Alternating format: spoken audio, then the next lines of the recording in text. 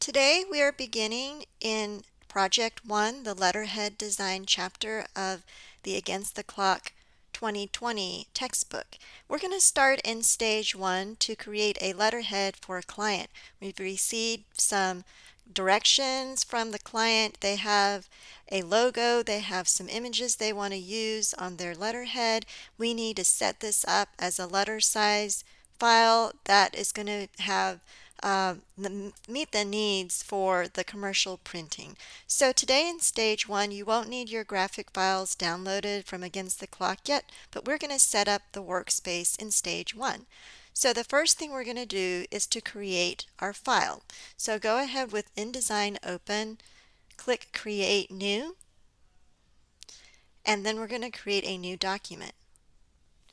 Select Print, and select the letter size preset. You can go ahead and give your document a name, and we can name this GCM letterhead. And you might even want to name it with your name just to be really clear too. We don't need facing pages, and we do want the portrait orientation, so I can uncheck facing pages, and I don't need to select the primary text frame at this point either, and we only need one page. Then I'm going to scroll down to margins, and we're going to create custom margins. So we want the top margin to be larger than the bottom and the sides. So for the top margin, type in 2 inches and then hit tab. Then for the bottom margin, type in 1.75 inches. And then for the left and right margins, we can select or type in 0.75 inches for both.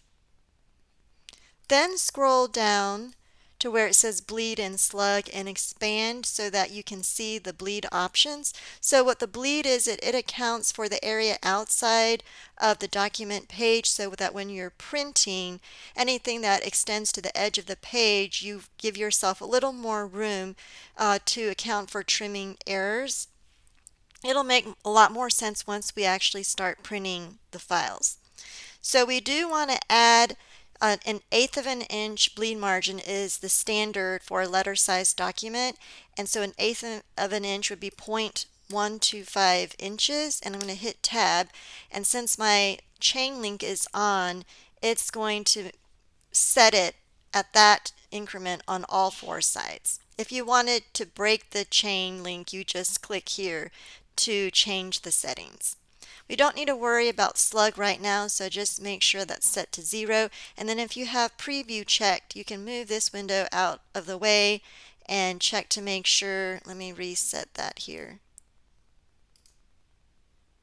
Oh, and I see there's something wrong because my preview doesn't look right because my top and bottom margins should be larger. So I see that I must have clicked the chain link to make all 4 sides the same. So I want to break the chain now and go back and type in 2 inches for that top margin, 1.75 for the bottom, and then the left and right should be 0.75. Now if I look at the preview, that looks correct. And then I can click Create. So that preview can be helpful to catch those errors.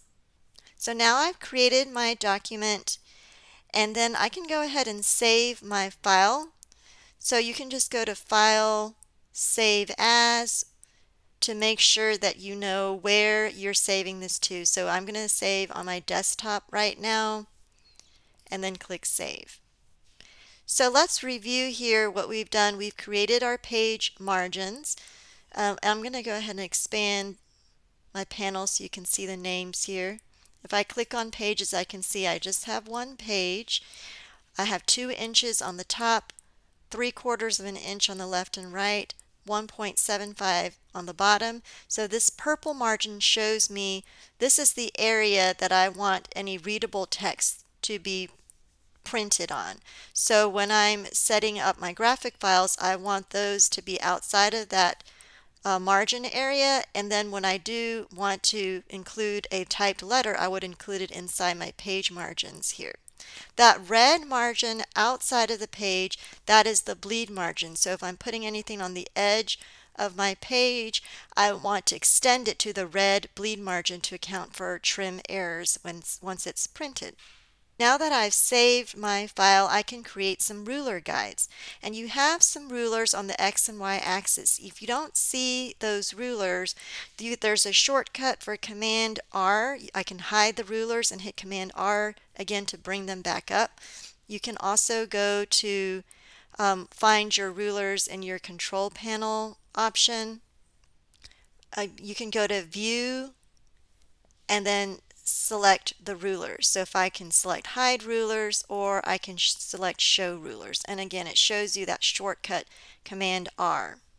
If your rulers are not set to inches, you can also change that by hitting the Control key on your keyboard, then click on top of the ruler and select inches. So you would have to do that for the X and Y axis individually. Mine are already set to inches, but if yours are set to picas or points, you can change that here.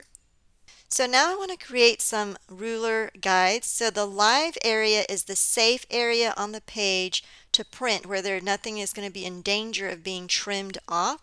So I want to create a safe area on my document here. That is different from the page margin. So that is the area that I want to print my text on.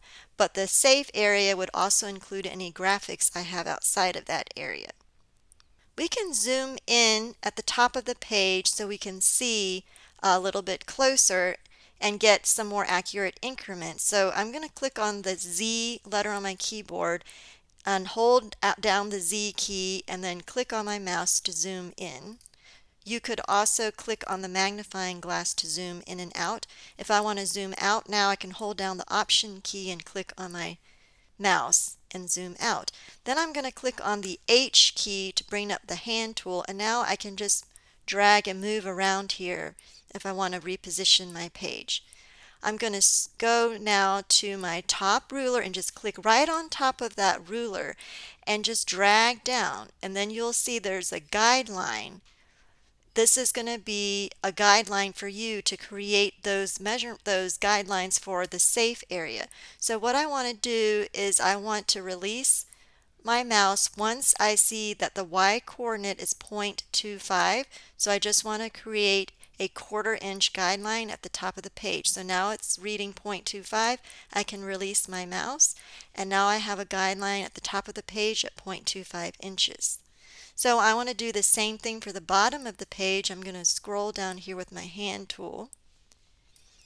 And I'm going to do the same thing. I'm going to go to the top, click on the ruler, and go down until I've got a 1/4 inch from the bottom of the page. So remember, this is an 11-inch size document in height.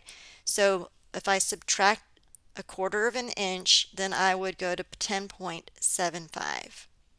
So once it reads 10.75 on the X coordinate, on the Y coordinate, then I can release my mouse. Now I have a guideline at the bottom of the page. And I want to do the same thing on the left and right side. So I can zoom in a little bit more. This time I'm going to drag from the ruler on my Y axis and drag to a 1/4 inch on the left side and release, and then do the same thing on the right side. Click and drag from the ruler until it reads 8.25 inches because my width is 8.5. So I'm just subtracting a 1/4 inch. You can also use the ruler guide just to measure that 1/4 inch. Now if I hit Command 0, I can fit the whole page in view, and I can view my guidelines on all 4 sides.